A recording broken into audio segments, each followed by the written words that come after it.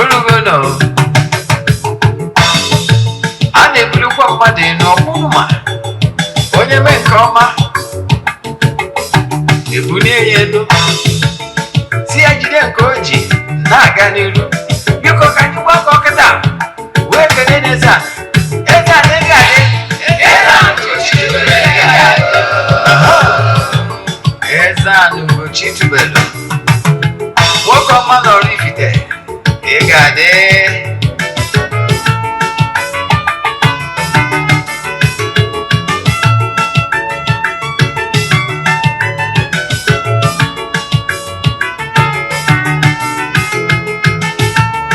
Ọdịnala bụ eziokwu. Ọdịnala bụ ụzọ ndụ. Ị ma na o nwere olu na-eti mkpu na-asị ụmụ Igbo chigharịa, ụmụ Igbo chigharịa. Kwa mbọsị ọ na-eti. N'ụtụtụ n'abalị ọ nọ na nkụzi. Eze-Ana, Eze-Ana ugochitubelu. Onye ọma na oraifite. Onye mgbasa ozi ọma ọdịnala gaba n'ihu. Eze-Ana ugochitubelu. Onye ọma na-eje eme ọnụ. Ọdịnala bụ ụzọ ndụ gaba n'ihu.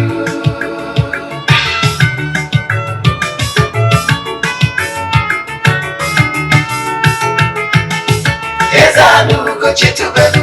Onye ọma na oraifite. Onye mgbasa ozi ọma ọdịnala gaba n'ihu. Eze-Ana ugochitubelu. Onye ọma na-eje eme ọnụ. Ọdịnala bụ ụzọ ndụ gaba n'ihu. Eze-Ana ga-adị. Ugochitubelu ga-adị. Ugochitubelu temple ọ ya adị. Maka na eziokwu anwa chacha. Ndị okenye ga-anyị front and back. Ndị oche anyị front and back. Frọdịasị gara aka ghọrọ ụmụ Igbo.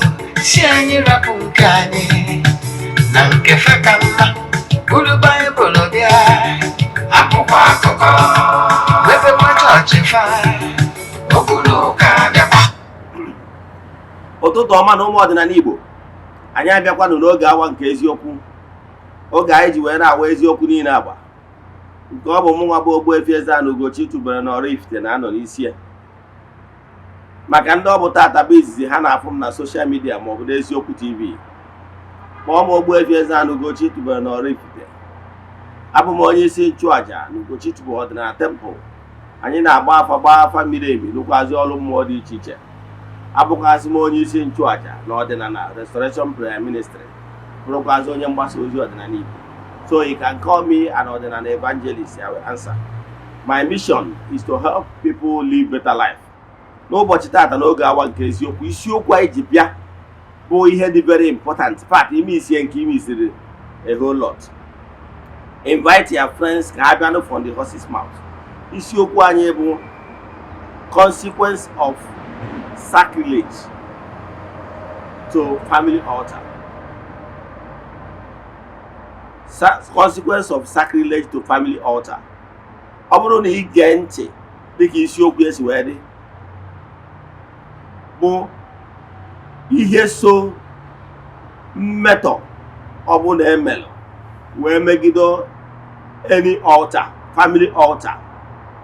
Ọ bụrụ na ị gee ntị, aka tell you na imirikite ndị mmadụ na ezinụlọ dị iche iche na-ata afụfụ gbasara mmetọ emetọrị altar, ihe ọdịnala dị na be nna ha.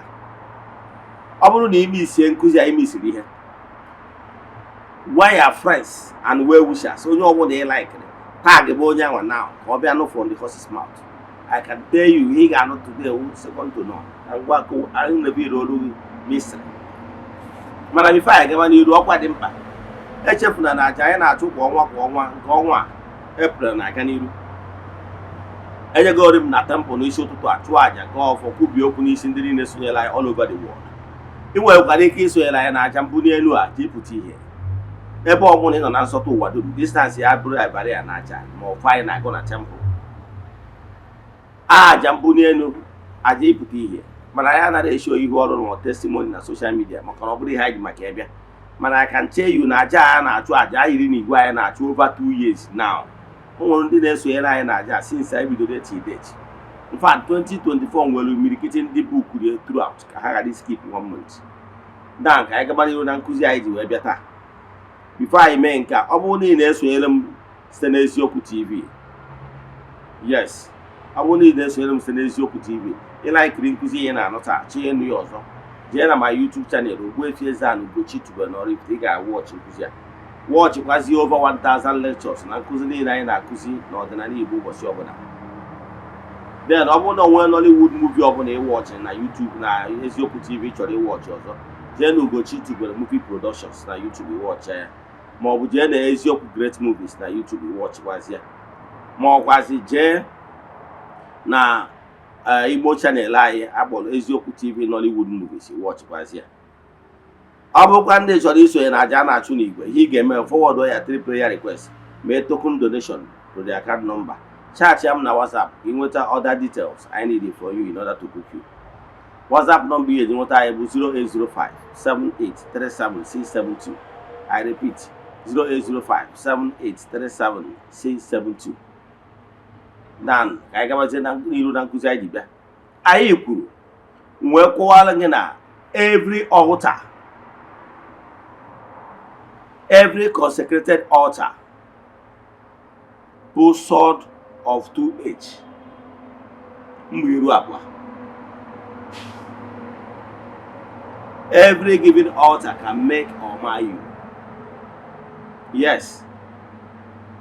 Ọ bụrụ na ị yuzuo ya ọfụma, ọ bụrụ ngọzi wee nye gị. Ị yuzuo ya carelessly, wee nọrọ the other side of the edge, ị nọrọ at the receiving end. Ọ ya chọrọ nkọwalị. Ọ bụrụ taa ka unu nọbara ụdị nkụzi a, ọkwa eziokwu. Mgbe anyị na-eje ụka ọbịa, anyị na-eje ụka Rom, akọwala anyị na ọ bụrụ na if you sin against God, if I can quote the Bible, na njọ ọbụla imel wee megide Chineke na-aga agbaghara gị, mana njọ ọbụla ị megidere wee megide mmụọ nsọ na-ama agbaghara gị. Ọkwa ịnụgo ụdị aka before na Bible, as not sin against Holy Spirit. Ime ihe that thing mean, ịma na ndị mmadụ na-agụ Bible literally, ha dị aghọta ihe simple means. Ihe a na-achọ ịkọwalụ gị bụ na o nwere mmehie ị ga-eme ọ dị forgivable, nwee nke ị ga-eme ọ bụrụ unpardonable once. Ọ ya ka m chọrọ ka nkọwalụ gị. Ka nkọwalụ gị ihe o ji abụ ọ bụrụ na ije ụfọdụ ekpere na nke ụfọdụ ndị na-afụtụ vision obere, mana ihe nji akụ ya na ha na-afụtụ obere n'onwe limit ha na-afụdebe. O nwere ike sị gị na ihe na-enye gị nsogbu ma ọ bụ ihe na-ebughị agha si be nna gị, ka bịa ka nkọwalụ ihe kpatara eji ezigbo ụdị ozi a. Yes, onye dị etu a ọ fụrụ obere.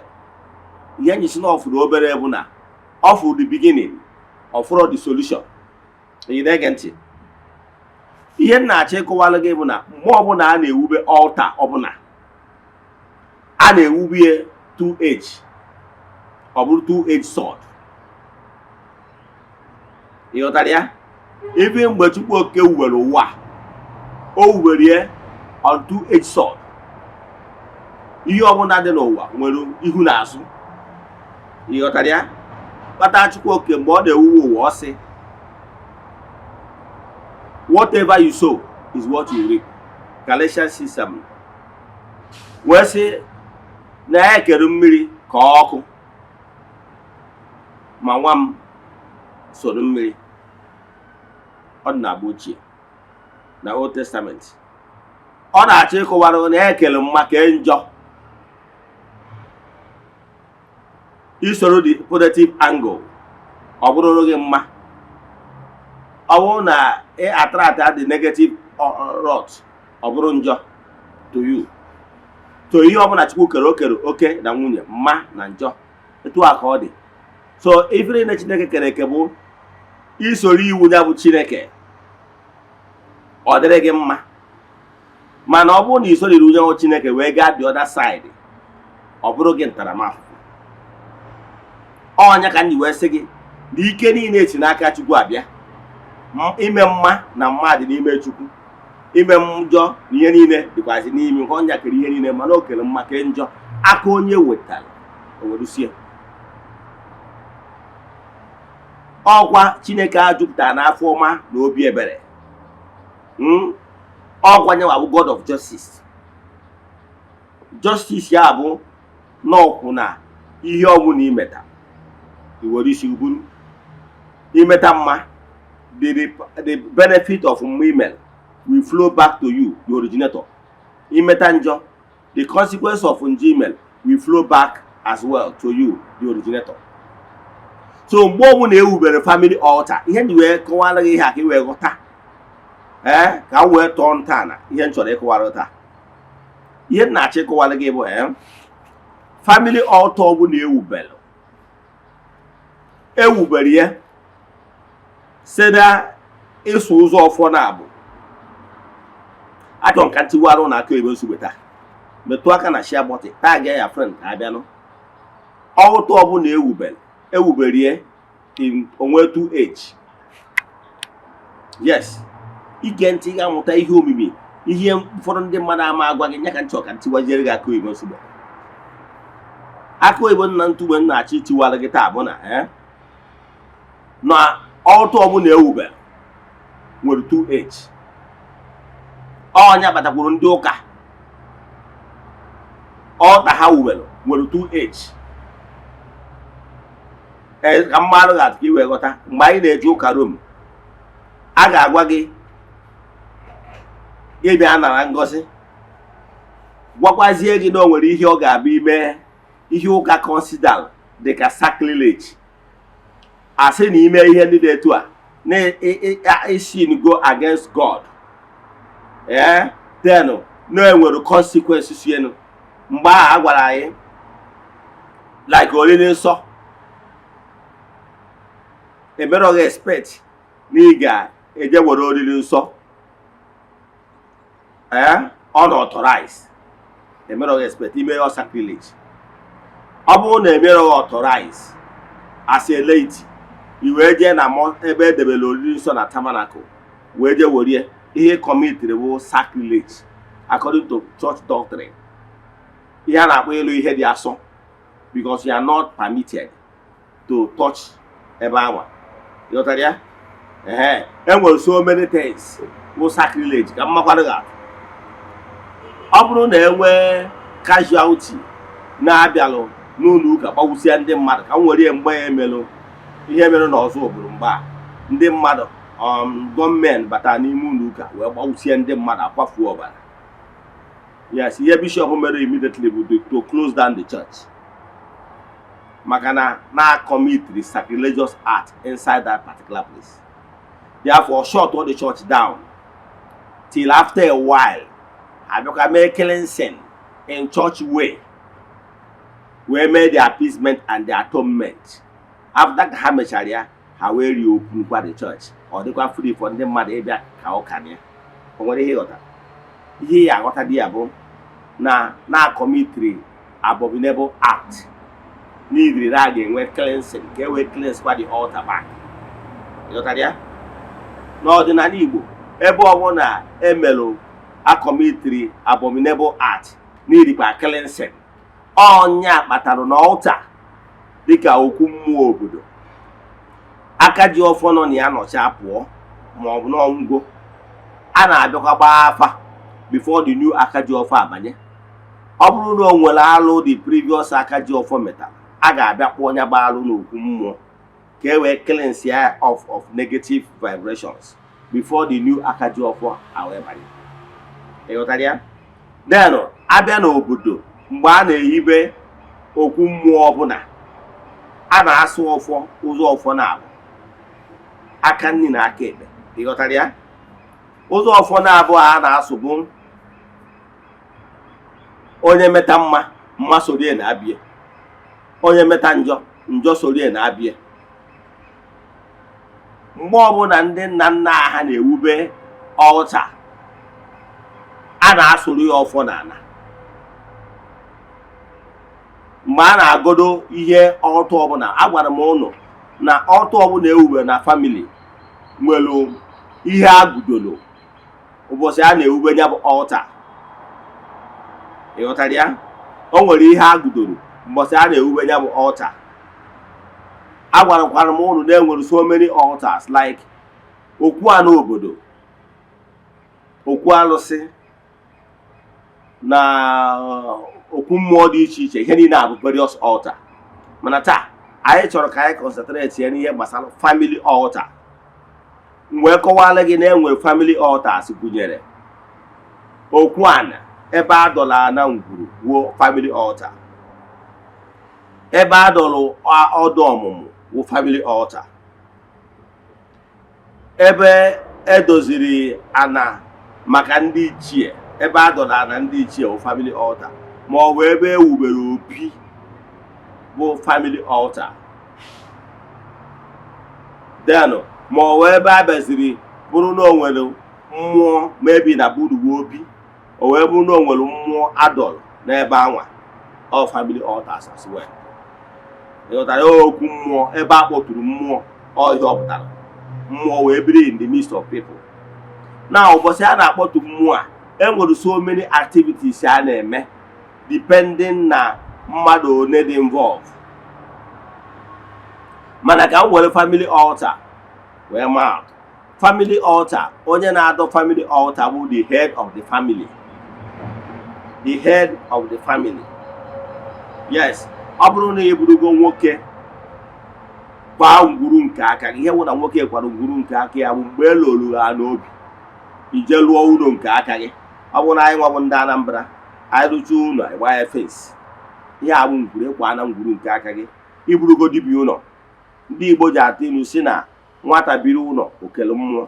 So ihe ọ pụtara bụ you are the chief priest. Mana ọ bụrụ na ị bi na family house, ị maa na ewurubere the chief priest. You know why? Nna gị ka ya, ọ nna gị bụ the chief priest of gị n'etiti gị na ụmụnne gị niile. So onye ọ dịle iwube down those family altars bụ ya father. He can only go down to the children. Ọ bụrụ na the father is no more, then diọkpara, onye ọbụla bụ diọkpara na ezinụlọ abụrụgo nna, na ọ bụrụ na nna mụtara fa anọrọsị, nyanwa bụzi nna ụmụnne ndị ọtọpụta. Ọ bụrụ na a na-eke nwanne ya di, ọnya ya nọrọ dịka nna ezinụlọ a. Ọ bụrụ na a na-aga ọfọ na o nwere ọjị ma ihe ndị ọzọ a ga-eme n'obodo na famili a, ọnya bụ diọkpara bụ nna mmadụ dum nọzinụ na ngwula. Ọ bụrụgo na nne ya nọ, mmadụ bịa na famili a, nne ga-ebute ọjị bụ diọkpara ya wee chere ndị bịara be ha ọjị wee wụọ ọjị. Nghọtara ya? So ihe ọ pụtara na diọkpara abụrụgo the chief priest of that ngwuru. Now at that point in time, ebe nne ya medebere, ọ ya continue. Ọ bụrụ na family nne ya wubelu this altar sa m gosiri now, nyewa ka ọ dịrị ịgara attend to those altars. Angụ na ngwụ ka m kwụ na-abịa ka m kọwara nke o si alụ ọrụ. Mbọsị a na-ewube altar, o nwere okwu ekwubiri. Yes, wee gwakwa ụmụ mmụọ ihe a ga na-emere ha, gwakwa ha ihe ha chọrọ ka ụmụ mmụọ na-emere ha. Ịghọtara ihe dị na-akọwara gị now. Mgbe ọ bụla ewubere altar, o nwere okwu ndị a na-ekwubi. Okwu ndị a na-ekwubi a bụ ihe unu ga-agwa ụmụ mmụọ ihe unu chọrọ ka ha na-arụrụ unu mgbe a na-ewube ya bụ altar. Then in return, unu agwakwuzi ha na ọ bụrụ na ha na-alụrụ unu ihe dị etu a, na ihe unu ga na-enye ha in return from time to time. Ịghọtara ya? Then ịgwachazie ha nke anwa, then ikwubisi okwu, gwa ha ihe ị chọrọ ka ha lụọ, gwa ha protection na ebe ị chọrọ ka ha jedebe, kwubisi okwu jụọ ogu tidi ọfọ. Ọnya agbata na ndị agwa ụlọ na okwu mmụọ ọbụla nwere ọfọ sienu ya. So ka m were onwe mmadụ, ngwurube nna nweburu ọfọ dị anụ. Nna mụtara my father nyere ya n'aka as the aka ji ọfọ, onye nze na dibịa ọ bụ. Mana my father do ọfa mecha nyebe nsogbu jee watch ya my teaching okay film a na-akpọ rejected staff ị ga-afụ anyị jewe art film the my true life story now o wee je tufuo onye bụ ọfa ahụ emecha ọfa a nyebe nsogbu then mgbe o nyebeziri nsogbu a ọmụnwa mechaziri megide wachie ya bụ ọfọ so before m echefuo ọ bụrụ na ọfọ family unu nwere ọfọ emebiri echefuna na ọfọ ọbụla emebiri nwere mmụọ nọ na ngwuru nwunye yes emebie ya bụ ọfọ enwere consequence sienu maka na that ọfọ belong to an altar so mgbe a na-egbebida ọfọ ndị a nwere consequence sienu tira ma wachie wee restore anyị ihe funarịrị anyị mana na-achọ ịkọwara gị bụ na mgbe ọbụla iji emebie family altar enwere severe consequence maka na one you are not permitted to destroy what you cannot create in creation. Onye akpata Chukwu okike ji wee sị thou shall not kill, that is human being, because human being is a spirit and you as a spirit you cannot create fellow spirit, therefore you cannot destroy what you cannot create. Now ọ bụrụ na ewubere otu ọbụla o nwere nna gị ma ọ bụ nna gị ha wubere ya bụ altar for the well-being of the family, so ọ bụrụ na mmanya gbugide gị i wee je mebie ya bụ altar eguzobere ị ga-enwe problem. Ịghọtara ya? Ije ana mebie ihe maka na ihe ọ pụtara bụ akpọkụrụ ụmụ mmụọ ankọ ha mee install wubie ebe a dịka altar ebe obibi ha, and once you mere install nye ha ebe obibi, yes gị na ha nọrọ in harmony, they will sure that gị nwa na onwe gị nyere ha ebe obibi ga-enwe ebe obibi maka na aka ndị kwa aka ekpe akwa aka ndị. Mana mgbe ọbụla iji emebie ebe obibi ha they will destroy you too. Oge ọbụla imebiri ebe obibi ha ga-emebi gị. So you don't need to destroy any family altar in your father's house. You don't need to destroy any family altar in your father's house.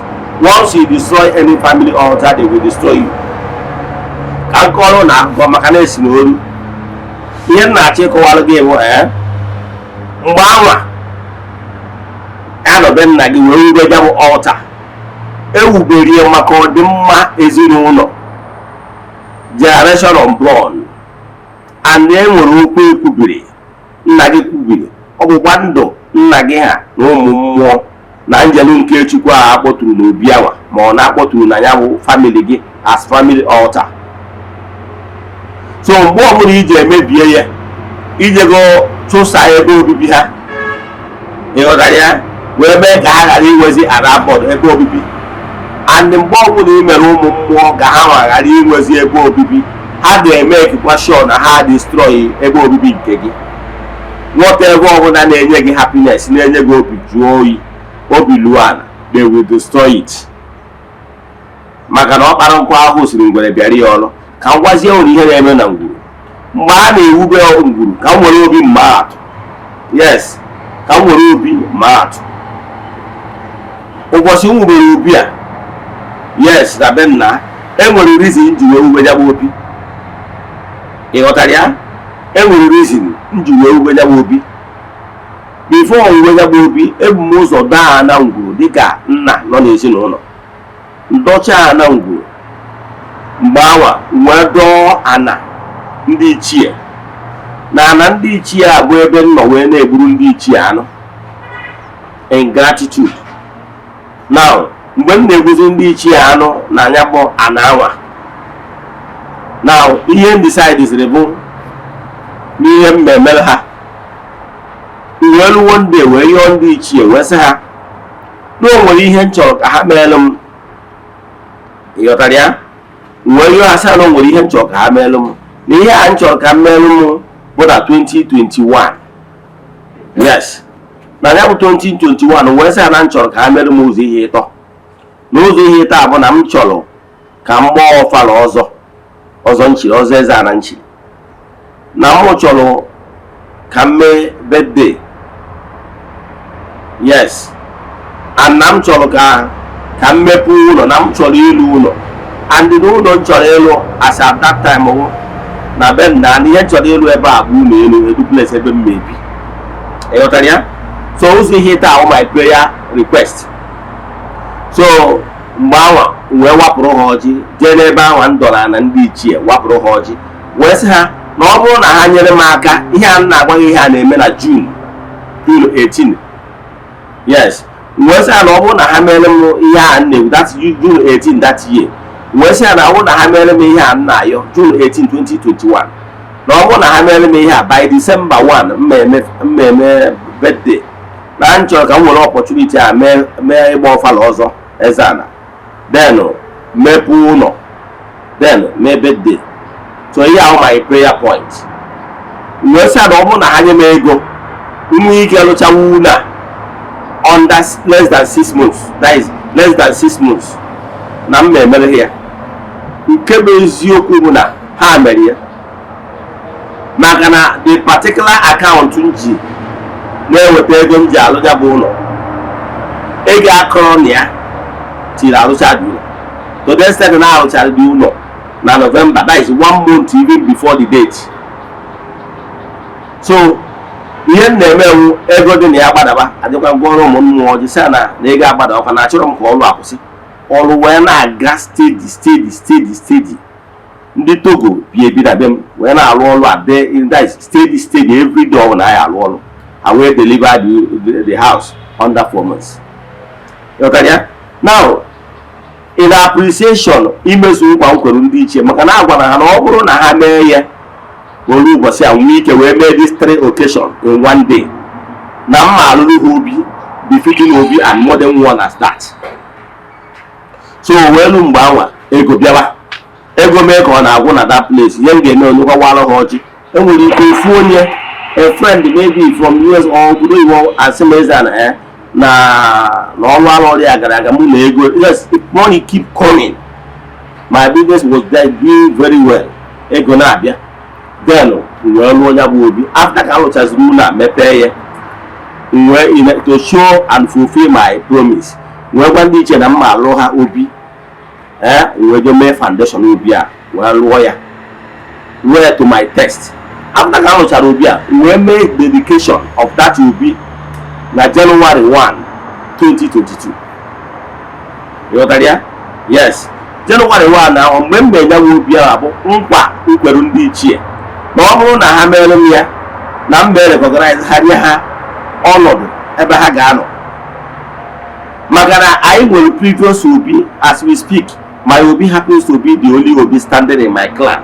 Maka na ebe obi anyị, ebe anyị si wee ebe obi anyị dị bụ emesi ala onye kwesịrị ịnọ n'obi, o wee bụ na ụka riri eri, o wee je kwatuo obi. Yes, enwe consequence ọ na-efesi now ọ bụrụ ya ka m chọrọ ikwu maka ya. O wee bụ ụzọ na-enwe ọzọ obi dị, wee gwa ndị ichie na ọ bụrụ na ha mere m ihe a na mma akpọkọta ha n'obi a nye ha ọnọdụ be as altar. Ịghọtara ya? And they fulfill their own part of the bargain. Wee menya will be erect. But a na-eme obi erect, enwere consecration a na-eme. Yes, enwere choice of words eji eme consecration. Ọ bụrụgoro na igwe onye ụka, ọ bụrụ na ịnọgo ebe bishọp mere consecration, ma ọ bụ na ịgụgo Bible gụta etu esi wee mee consecration of the Solomon temple. If you know what the choice of words a na-ekwu, one of the words a na-ekwu bụ Chukwu okike nọọ n'ike gị na aha gị ka ewubere ya bụ altar. N'ebe ọ bụ na mmadụ ọbụla si wee bịa n'altar wee yaa ịyọ, biko si mezuorie ihe o ji wee bịa. Ihe a so na one of the words a na-ekwu, and whether ma ọ bụ ndị ụka ma ọ bụ any altar ọbụla a na-ewube n'okpere ọbụla a na-use these words. So mgbe ewubechara ya bụ altar, a gụrụ ụfọdụ iche iche kwesị na-ewube ya bụ altar. One of the ọfọ bụ in appreciation to our ancestors, na n'obi a na-ewubere for their glory. Ọnya batara na ebe n'obi ma bụ ị ga-afụ ebe enwere marble, ebe list the names of my ancestors ndị anyị nwere ike ịlụta to the 5th generation. Onye amụtara onye a, onye amụta onye a, onye amụta onye a, onye amụta onye, onye amụta onye a, to the 5th generation. Ịbịa na obi anyị ga-afịa. Now, after ka ebitere wee dowa ezumezu ndị ichie, ikenga ndị ichie and all of them, debe ihe niile a wee mee ya store, wee gwa na taa na na-enye ha ọnọdụ n'obi a. Taa e nyere ha ọnọdụ n'obi a na ihe a ga na-arụrụ anyị bụ ihe ọma dị iche iche. Name them, agụsịbịa nke mbụgoro ogologo ndụ na-arụ isi ike, ihe akwahụ na ihe enwe nchekwa mbuli elu, ka anyị pụta ihe, ka anyị si n'ike na-abanye n'ike, ịmara ihe ọma dị iche iche, ogologo ndụ ọmụmụ, and so on and so forth.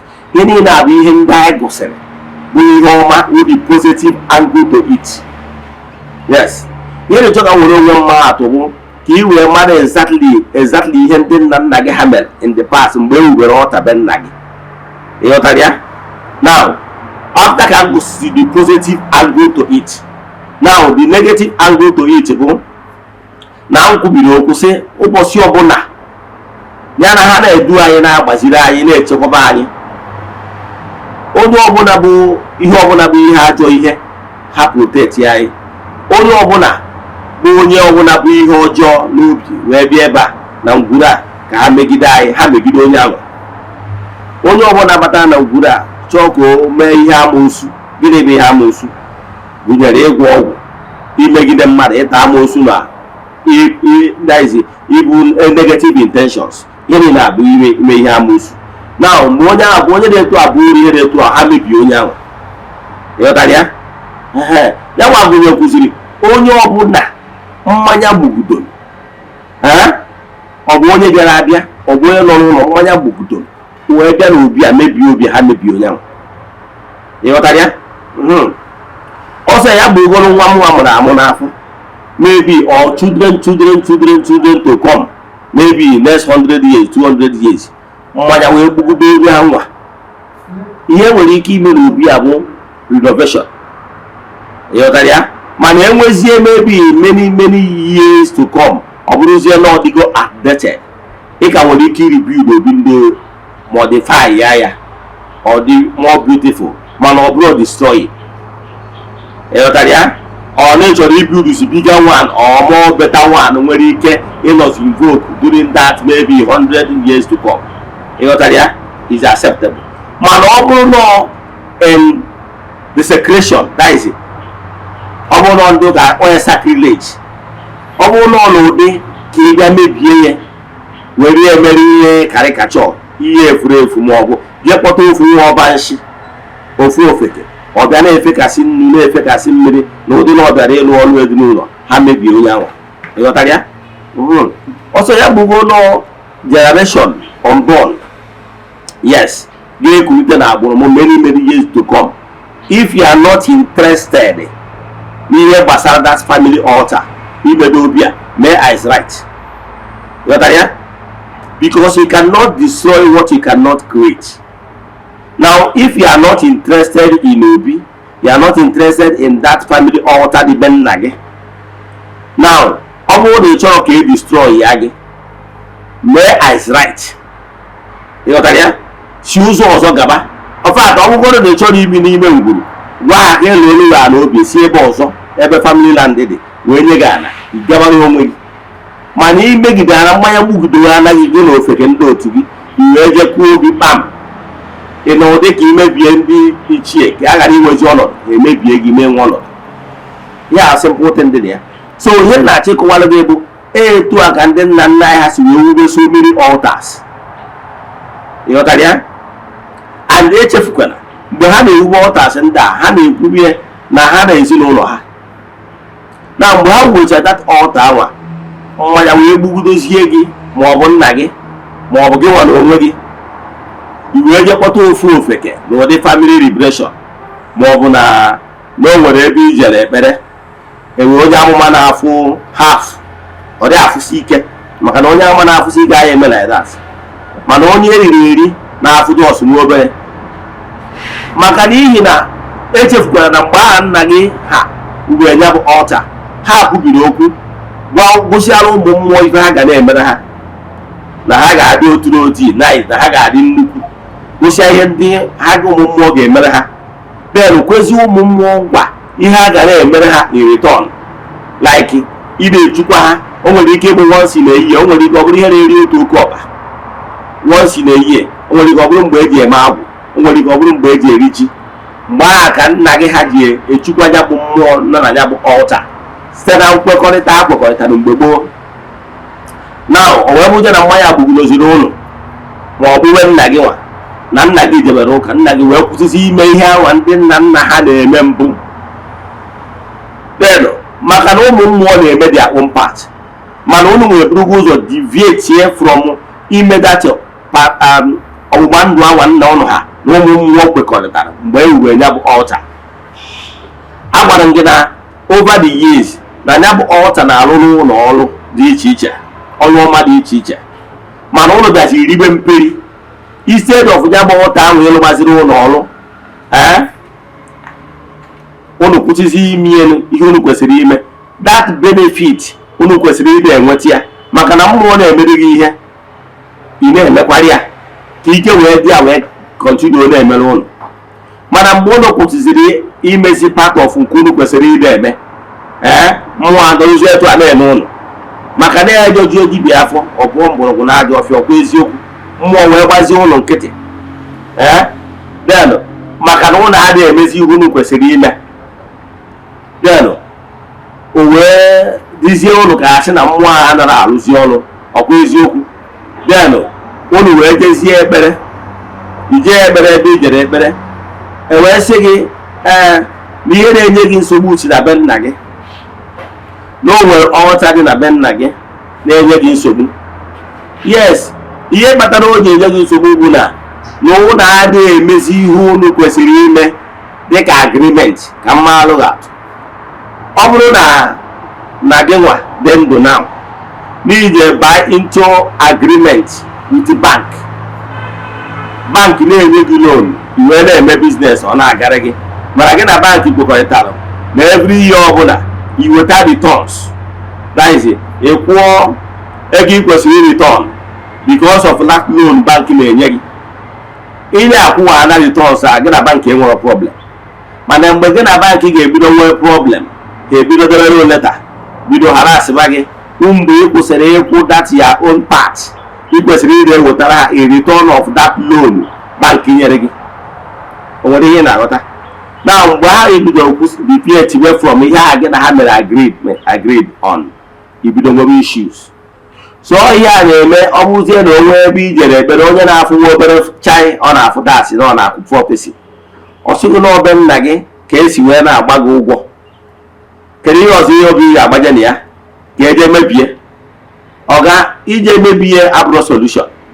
Ihe m ji asị gị na onye anwa na-edu gị na-afụta nwa aja ya anwa afụrụ ezigbo ụzọ, na ọ bụrụ na onye fụrụ ezigbo ụzọ, na ihe ọ ga-asị gị bụ na ihe unu ga-eme bụ ije mee udo, mara ebe unu na-eri mperi na anyanwụ family altar, nye ya ihe ọ na-eri, unu jeka gbuo ori oke ọkpụ m na-egburi ya, ọlụwakwara ụlọ ọrụ ndadị.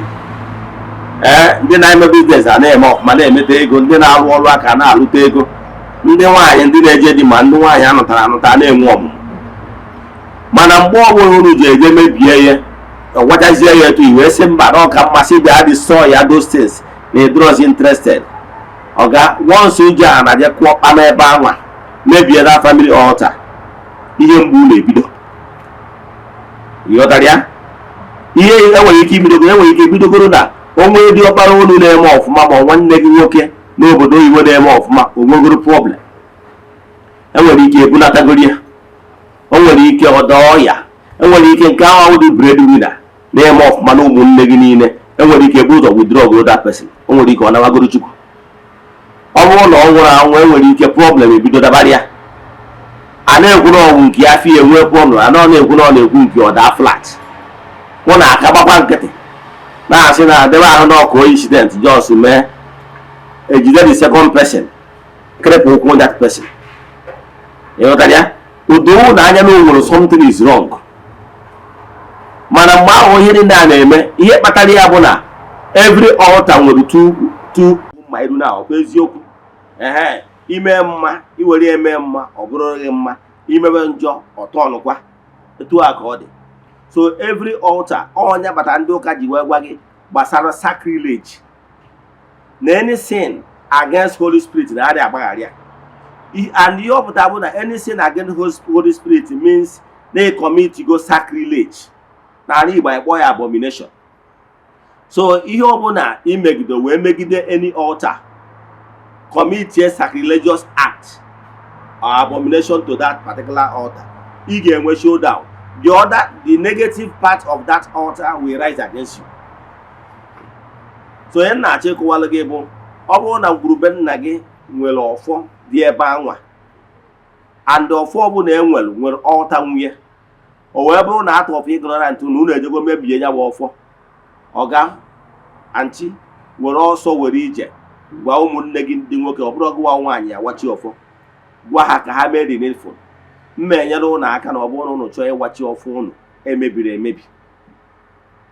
Ọtụtụ family mebiri ọfọ na-face serious consequence. Yes, because you cannot destroy what you cannot create. So ihe na-achọ ịkọwalụ gị bụ na nke anwa na that altar na be nna gị na-alụ ezigbo ọrụ nwekwara bad side of it. Bad side of it bụ na mgbe ọbụla unu kwụsịrị idebe ihe unu kwesịrị idebe, then for the consequence. Etu a ka ọ dị n'ihe niile. Ibi na enyi nwoke anwa gị na ya dị na mma. Yes, agwa ngị na ihe niile dị n'ụwa nwere front and back, nwere ihu nwa azụ. That ya friend gị na ya dị na mma ọfụma na-abụ ihe dị gị mkpa ịnata ya. Iwe ejekwe ya nkwasị ya brọda biko nyegoro m 1000 ma onye m 50,000 ka m wee mee biznes na mma ewechighatara gị azụ. Mgbe ọbụla ị kwụsịrị iwechighatara ya ego anwa, ọ ga-eme relationship gị na ya emebie. Oge na-abịa n'iru ị nwere ike ịnazi ya 1000 ọsọ na ego adịrọ, maka na ọ bụrụ na nwa mbụ agbara ọsọ na ejere ije na nke ọ bụrụ nke ịbụ ya agba ọsọ. So ihe ọ pụtara bụ na once you edebe agreement gị na mmadụ ma ọ bụ agreement gị na mmụọ, ị ga-emebi relationship jikọrọ gị na mmadụ ahụ ma ọ gị na mmụọ ahụ. So ọ bụrụ na ị chọrọ ka ị nọrọ in good terms with ụmụ mmadụ ma ọ bụ ụmụ mmụọ, keep your own part of the bargain. So ihe na-achọ ịkụwalụ gị, ọ bụrụ na ngwurube nna gị na-agabiga ihe gbasara mpịawa azụ so na-akwaturu altar, akọwagoro gị mgbe m na-ebido various type of altar enwe na families. Ọ bụrụ na ihe unu na-agabiga na family unu has to do with mpịawa azụ, o nwere ike ọ na-eme unu eche na mmadụ na-eme unu, ị nwere ike eche na ndị ụmụnna na-eme unu. Ọ bụrụ ya, ihe na-eme unu because of na unu deviate from the agreement unu nwere nna unu ha nwere with ụmụ mmụọ. Now ihe ị nwere ike iyi eme, the only solution bụ appeasement. Onye ọbụla na-asị gị jee kpọọ ofu onye ka ọ bịa lụọ ọrụ ezinụlọ, unu niile lụọ ọrụ ezinụlọ ha afọ a, families niile jee lụgo ọrụ ezinụlọ 1 year 2 years 3 years 5 years down the line, ihe na-ebe na aka na-ebe. Ọ bụla solution, because you cannot destroy altar that you did not build. The only solution in those altars is for good. Man, ihe kpatara iji afụ the negative side of that altar bụ because of need deviate from your own side. So kedu ihe na-ekwu, ihe nwere ike ime, the only solution bụ appeasement. So ọ bụrụ na ngwurube nna gị na-experience mpịawa azụ so na ihe agbakudoro azụ na ngwuru, ma ọ bụ na-emebiri family altars na ụdị sense na-eje ụka, o wee na-enye unu nsogbu, bịa aga m enyere gị aka ịkụwadụ gị etu unu ga-esi wee mee the appeasement. Yes, maka na akpapụ ogwu ọkpa elu ala. Mana ọ bụrụ na ka ije na-alụ ọrụ ezinụlọ, ịkpọta onye nke ịkpọta onye nke a, ihe na-ebe nke ga-ada eme. Maka na nke bụ eziokwu, you can never win the war against the spirits. You know why? Because spirits can never die. Spirits can never die. So you can never win war with ụmụ mmụọ ndị anara anwụ anwụ. Ọnya bata mfe ụfọdụ ndị mmadụ na-asị die. Ana m amụ ha amụ na-asị, who taught you as a human being na ị nwere power igbu spirit? Ị nwere ike igbuwu ihe ihe karịrị gị ọ dịrọ possible o nwere ebe ọ dị even Jizọs na onwe ya nwere ebe ọ sị spirit die ya now ebe ọ bụ na nna gị ukwu ibelivuru na ya cannot even kill spirit kelee onye nyezere ụdị impetus na ị nwere ike igbu spirit ihe ahụ ị na-eme niile egbu spirit ị na-eme cast and bind elu nwụrụ ọkụ na nwụrụ ọkụ can only worsen your condition. You know why? Maka na mgbe ị na-eme ihe ndị a ị na-emekwa onwe gị onye ilu ụmụ mmụọ and I can tell you can never win them. So ihe mma advice gị bụ bido taa mewe na appeasement ụnụ na ụmụ mmụọ wee nọrọ n'udo ka o wee dịrị ụnụ mma. Ka nkwụsị ebe a inwe ajụjụ na nkụzi a ma ọ bụ na ịchọ ka agbara gị afa miri emi sendịalụ m meseji na WhatsApp 08057837672. I repeat 08057837672. N'aha Chukwu Okike nke pụrụ ime ihe niile, agụọ m ọfọ n'isi ndị niile sonyere anyị n'oge awa nke eziokwu, ndị nọ n'oru na ndị nọ n'Igbo, ya na ndị niile metụrụ aka na share button, invite their friends ka ha nụ from the horse's mouth. Nke abụọ bụ na ana m agụkwazi ọfọ n'isi ndị children of the temple and friends of the temple, si na ọmaka ga-emere ụnụ, si na onye ọbụla na-achọ ụnụ ga-ada, onye chechara ihe ọjọọ ya eme ụnụ ya ma onwe, onye si ka o jee ije jee ru na ije ọjọọ o jebe na ọma ejelu osi ọnwụ na ọya ejelu nya nwụọ n'ụzọ ihe nkwu. Asị m na akakaka ya mụ na jijiji ya mụ ụnụ, asị m onye fụrụ ụnụ si ka ihe mere nwa ya nwụrụ anwụ mee ụnụ na nwa onye ahụ ọzọ ya nwụkwa. Asị m na ụnụ ga-adị ka echi maka na echi adị agwụ agwụ. Ekwuru n'ụbọchị ihe na-aga okporo ụzọ na ụkwụ ama apụ ụnụ ama, ọ bụgoro ụnụ ama na ụnụ ga-ejecha na maka na ọkọ na-akpacha na aja ọfịa ma na-abụ onye nwe ya. N'aha Chukwu Okike nke pụrụ ime ihe niile, asị nke ọmaka meela ụnụ ka ọ dịkwa na echi niile n'oge awa nke eziokwu. Asịrị m na ọ bụrụ na ọnwụ egburu oji eji wee chụọ aja na emechaa na ọ ya epu ome. Udo dịrị ụnụ.